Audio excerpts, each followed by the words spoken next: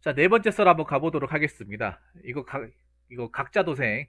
아까 얘기했는데, 갑자기 유튜브 화면이 이상하게 나와가지고 다시 세팅하고, 처음부터 다시 가보도록 하겠습니다. 여러분, 각자 도생이란 말 들어봤죠? 각자 도생. 유튜브에서 가장 많이 나오고 있는 사자성어 중에 하나입니다. 특히 올해 들어가지고. 아무래도 올해 메로나가 터지다 보니까 집이 못 나가고, 이제 사람들과 격리돼 살다 보니까, 혼자서 생활을 해야 되다 보니까, 이 각자 도생, 스스로 의식주는 해결해야 된다. 스스로 먹고 살 방법을 만들어야 된다. 해가지고 이 각자 도생이란 말을 뭐 유튜브뿐만 아니라 뉴스나 방송 프로그램에서도 굉장히 많이 썼어요. 많이 들으셨을 겁니다, 여러분들. 근데 여러분 이 각자 도생이 그냥 뭐 메로나가 종식되면 끝날 것 같습니까? 없어질 것 같아요? 전 아니에요. 각자 도생은 앞으로 우리가 살아간 내내 존재할 겁니다. 피할 수 없을 거예요. 그래서 이번 시간에는 왜 각자 도생을 피할 수가 없는지, 왜 우리가 각자 도생을 해야 되는지에 대해서 얘기를 나눌 겁니다. 그 전에 이 각자 도생이 무슨 뜻인지 짚고 가도록 하겠습니다. 아까 얘기했었는데 다시 한번 설명을 해야 되네요. 어쩔 수가 없습니다. 자, 각자 도생이 사자성어입니다. 사자성어. 자, 각자 도생. 각자 살 길을 스스로 도모한다. 각자라고 하면 개인이에요. 개인. 우리가 아니라 우리 집단이 아니라 개인. 저 따로, 초코빵 중독님 따로, 오리오 라떼 초코님 따로, 음유시님 따로, HQ님 빼겠습니다. 유부남이니까 뺄게요. 나머지 분들, 결혼 안 하신 분들, 여러분들 보면 뭐 혼자 사시는 분들 많으니까 혼자 사시는 분들 각자 개인 스스로 내 살 길을 스스로 도모한다. 도모라고 하는 거는 책임이에요. 책임. 자, 이 말을 좀 쉽게 알기 쉽게 풀이하자면 내 의식주는 내 스스로 해결해야 한다는 겁니다. 내 스스로. 누가 해주는 게 아니라 내가 입고 먹고 자는 공간은 오로지 내 능력껏 만들어서 해결해야 한다는 것입니다. 이거 알고 있는 사람들 굉장히 많습니다. 남자분들은 익히 알고 있습니다. 내 의식주는 내가 만들어야 된다는 사실을 알고 있어요. 여자분들이 이게 잘 모르는 사람들이 많더라고. 근데 여자분들도 이제는 각자 도생해야 돼요. 남자분들뿐만 아니라. 자, 그래서 왜 각자 도생을 피할 수가 없는지 한번 보도록 하겠습니다. 자, 첫 번째. 첫 번째는 1인 가구의 시대입니다. 1인 가구. 뭐 1인 가구는 오래전부터 우리가 이제 예상이 되었던 부분이고 점점 가면 갈수록 가파른 속도로 1인 가구의 수가 증가하고 있습니다. 오죽하면 1인 가구를 소재로 만든 프로그램이 인기를 끌고 있을까요? 뭐 대표적인 것 중에 하나가 나 혼자 산다. 나 혼자 산다도 있고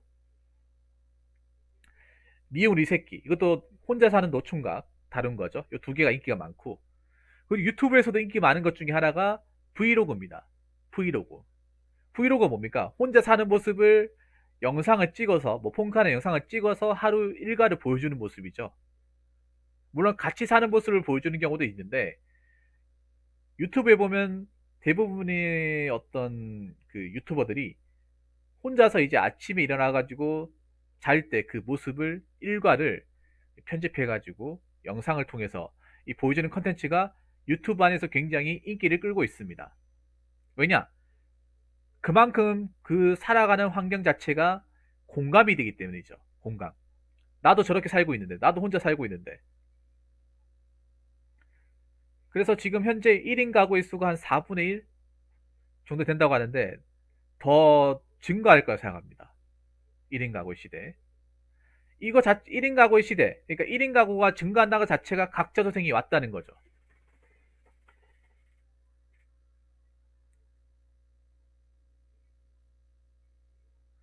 뭐 1인 가구에 대해서 제가 여러 번 다뤘지만 뭐 아무래도 이제 결혼에 대한 인식이 많이 바뀌다 보니까 결혼에 대한 인식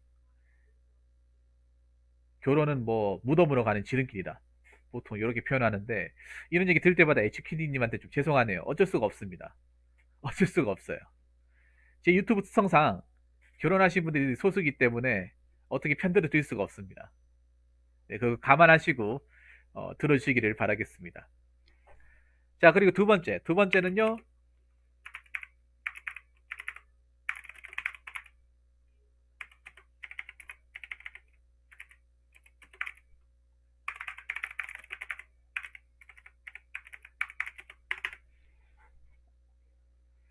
자, 두 번째는 혼인율의 감소와 더불어서 이혼율은 증가하게 되었습니다.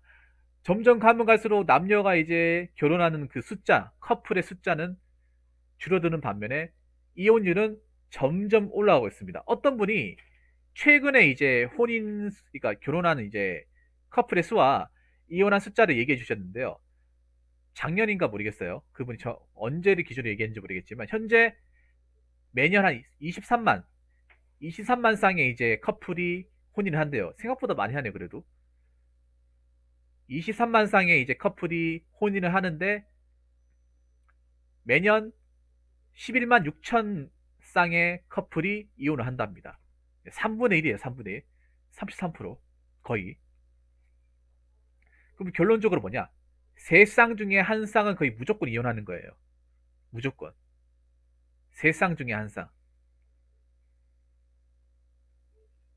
결혼을 하는 숫자도 줄어드는 반면에 결혼을 했던 사람들도 갈라서는 경향이 많다는 거예요. 그 이유는 여러 가지가 있겠지만 이제 사람들의 결혼에 대한 생각이 많이 바뀌었죠. 결혼관에 대한 생각이 많이 바뀌었죠. 어떻게 바뀌었습니까? 이제 결혼은 선택이라고 얘기하는 사람들이 많아졌죠.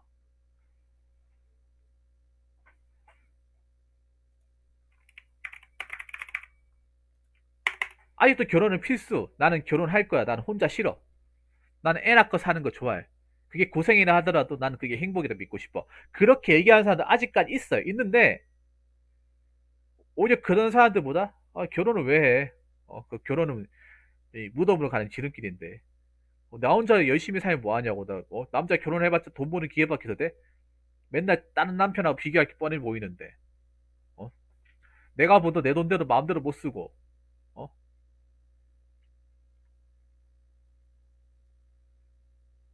그 마누라한테 용돈 받아 쓰고 얼마 되지도 않는 거. 혹시라도 직장이 잘려봐. 그러면 이혼 당할까 두렵고. 그러다 보니까 점점 가면 갈수록 이제 결혼한 쌍은 점점 줄어더 가는데 그러면 결혼했으면 남아있는 결혼한 사람들이 개체 어떻게든 같이 살아야 될 거 아닙니까? 근데 이혼하는 사람들 점점 많이 줄고 있어요. 근데 이게 이혼율이 뭐 결혼한 지 얼마 안 돼서 이혼을 하는 것보다 결혼해가지고 자녀까지 있는 사람들이 이혼하는 비율이 더 높다는 거예요, 이게. 더 중요한 거는 이혼율 중에서도 황혼이혼이라고 하죠, 황혼이혼. 여러분 황혼이혼 들어봤죠? 황혼이혼이 뭐냐 하면 이제 결혼하고 나서 자녀를 다 출가시키고 자녀를 거의 이제 성인 될 때까지 다 키우고 나서 이혼하는 거예요. 자녀들이 이제 뭐 미성년자고 부모님의 어떤 그런 보호와 방위를 받는 이게 아니라 이제 애들이 다 커가지고 자기가 먹고 살 만한 기본적인 능력을 갖추고 뭐 결혼하고 이제 다 나가 사니까 그때 가가지고 이혼하는 거예요. 그래서 황혼 이혼율도 굉장히 높아지고 있습니다. 그래서 뭐 결혼을 못해서 혼자가 되는 경우도 있지만 결혼을 했다가 서로 안 맞아가지고 이혼해가지고 혼자 돼서 그러면 그런 경우에도 각자 도생을 해야 되죠. 각자 도생. 자, 그리고 세 번째. 세 번째는 뭐냐 하면 부모님께서 우리들의 노후까지 책임져 줄 수 없다는 거죠.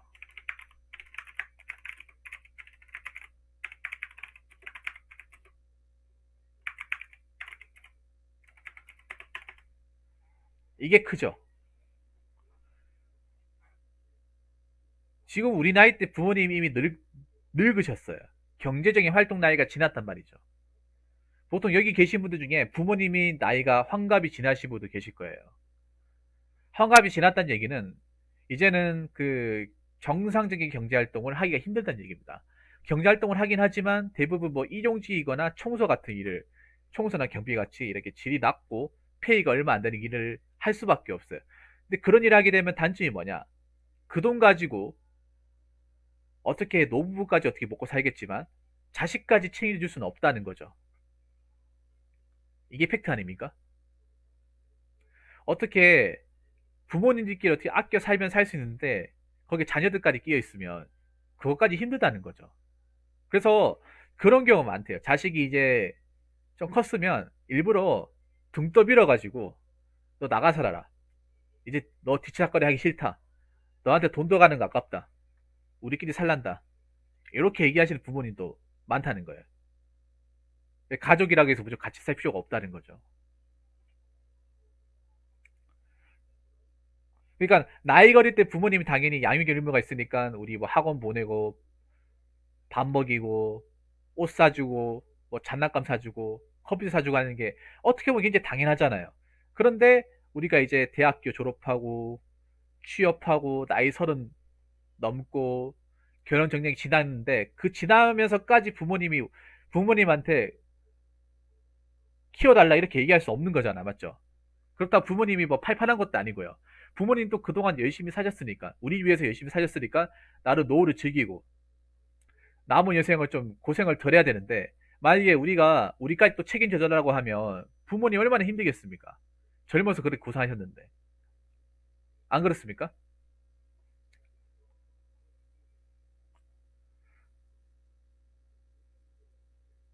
요즘 뭐 캥거루족이라 해가지고 뭐 그 나이가 많은데 경제적으로 독립 안 하고 부모님 같이 사는 이제 청년들이 많다고 하더라고요. 그건 나름 이유가 있는데 아무래도 집값이 비싸니까 나가 자취를 하게 되면 뭐 방값이나 공과금 같은 부담이 되니까 돈을 못 모으잖아요. 그래서 캥거루족 하는 사람들이 많은데 캥거루족을 한다고 하더라도 내 먹고 살 거, 내 의식주는 다 만들어 놔야 됩니다. 만들어 놔야 돼요. 내가 부모님 집에서 같이 어쩌 산다 하더라도 부모님이 내 의식주 대신 해결해 주니까 부모님 아직 돈 버니까 부모님 아직 사업하시니까 난 괜찮아. 이렇게 마음먹으면 안 된다는 거예요. 부모님이 설령 일을 하신다고 하더라도 나도 나의 나름대로 밥벌이를 해야 돼요. 언제 어떻게 될지 모르니까.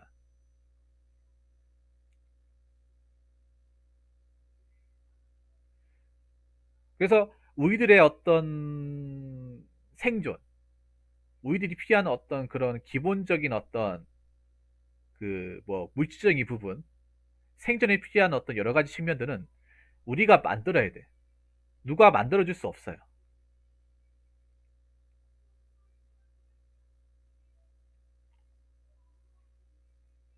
자, 네 번째. 네 번째는요. 세상이 각박해져서 서로를 챙기거나 도와줄 수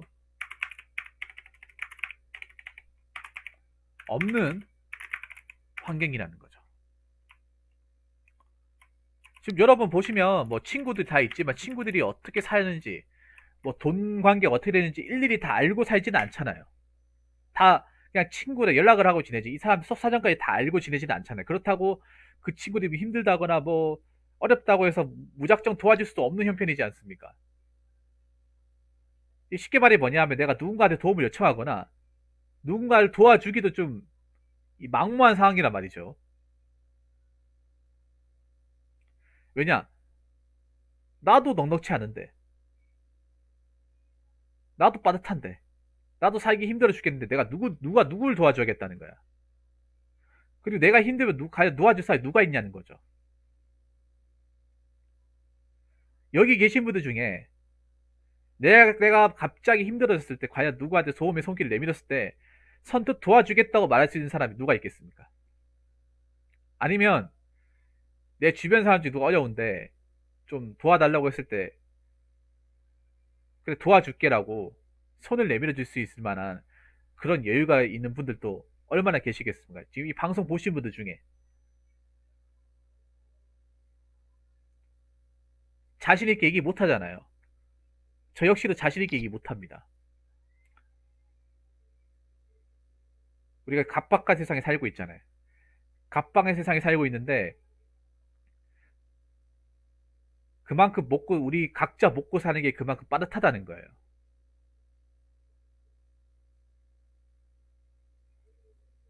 먹고 사는 게 굉장히 빠듯하다는 거죠. 나도 내가 번 월급 가지고 내 입에 풀칠하기 힘들다. 나도 힘들어 죽겠다. 근데 내가 누가 누굴 도와주겠다는 거냐.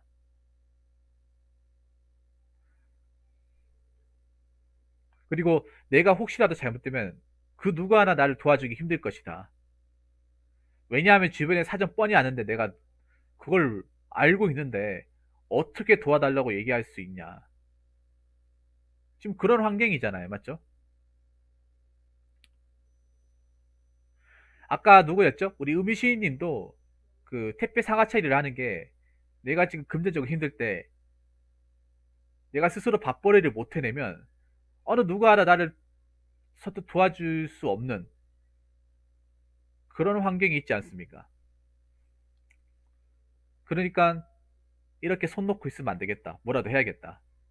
택배 상하차가 뭐 힘들어도 내가 찬밥 더운밥 갈 처지가 아니지 않냐. 그거라도 해야지. 몸이나 좀 힘들겠지만 그런 마음 먹고 하는 거죠.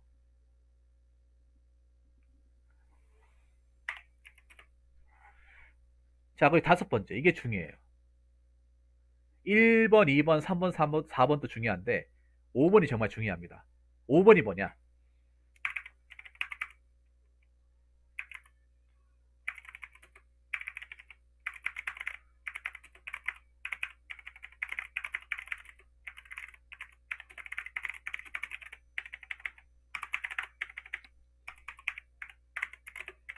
자, 이겁니다.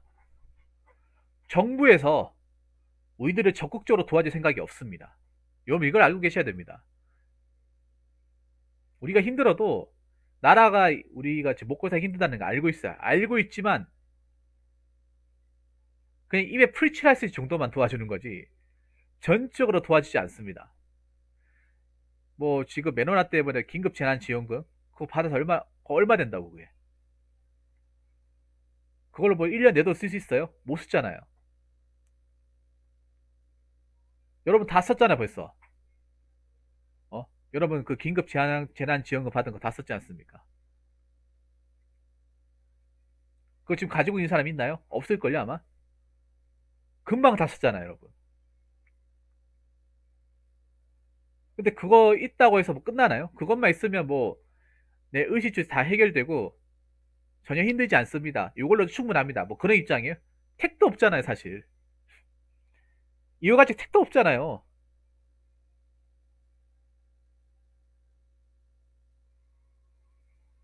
뭐 긴급 지난 한 10배 받아도 힘들잖아요.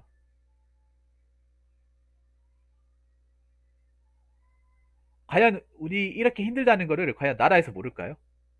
정부에서 모를까요? 다 알고 있는데 적극적으로 도와줄 생각이 없는 것도 있지만 적극적으로 도와주긴 힘들어요. 왜 도와주기 힘드냐? 적극적으로 도와줘 버리면 세금이 그만큼 많이 나가지 않습니까? 적극적으로 도와주는데 그 돈이 다 어디서 나오나요? 땅 파서 나옵니까? 아니잖아요. 우리들이 매년 내는 그 납부하는 그 세금에서 나올 거 아닙니까? 저만큼 또 힘든 사람들 또 적극적으로 도와주려면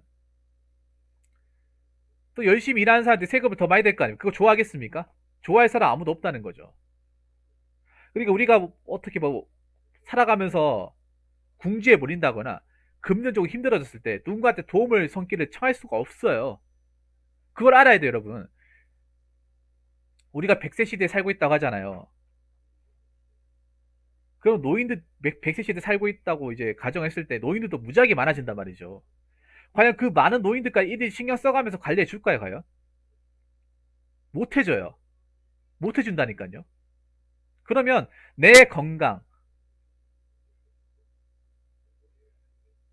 내 주거, 내 생존에 관한 거는 내 스스로 일찌감치 만들어 놔야 돼요. 그걸 누구한테 만들어 달라. 나라에서 좀 만들으십시오. 못 만들어져요. 이걸 우리가 스스로 만들어 놔야 돼, 이거를.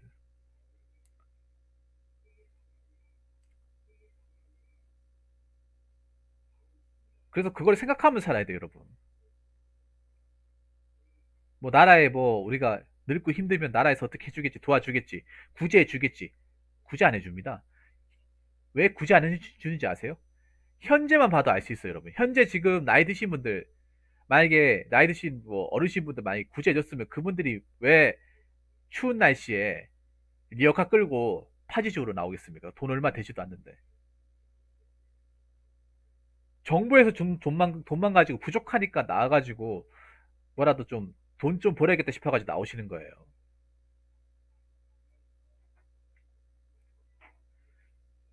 그거 얼마 안 되지만 그 돈이라도 보태가지고 어 라면 몇 개라도 사야지. 이렇게 하는 겁니다. 우리나라가 노인 빈곤율이 엄청나게 높거든요, 여러분. 나중에 가면 더 높아질 거예요. 나라에서도 이거 알고 있어요. 알고 있지만 선뜻 나서서 도와주기도 힘든 상황이야. 못 도와준다고 보면 돼요. 결국 우리도 못 도와주는 거예요. 우리가 힘들고 우리가 경제적 궁핍하고 우리도 버티기 힘들어도 나라에서 못 도와줄 수밖에 없는 그런 시점이 도래하게 되는 겁니다. 그래서 우리 스스로 누구랄까 할 것도 없이 내 혼자서 살 수 있는 능력은 무조건 키우셔야 됩니다. 남녀노소 관계없이. 누가 해주겠지, 누가 도와주겠지. 그런 생각 일절 갖지 마세요. 그래서 현재 대한민국에서 각자 도생은 피할 수 없다. 불가피한 것이다. 도망갈 생각하지 마라. 이미 시작됐다라고 자신있게 말씀드리고 싶습니다. 이게 잠깐 있다 끝나겠지가 아닙니다. 이제 시작입니다. 쭉 갈 겁니다. 한번 보세요. 그렇기 때문에 이 각자 도생이란 말을 너무 나쁘게 생각하지 마시고 덤덤하게 받아들이시기 바라겠습니다. 그리고 여러분들도 각자 도생 잘할 수 있도록 스스로 준비를 잘 하시기 바라겠습니다. 자, 이상으로 네 번째 썰 마치도록 하겠습니다.